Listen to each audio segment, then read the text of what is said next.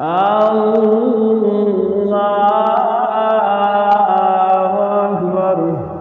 قد أفلح المؤمنون الذين هم في صلاتهم خاشعون والذين هم عن اللغو معرضون والذين هم للزكاة فاعلون والذين هم لفروجهم حافظون إلا على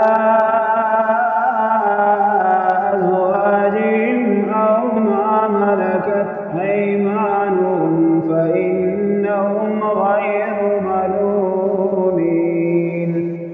فمن ابتغى وراء ذلك فأولئك هم العادون.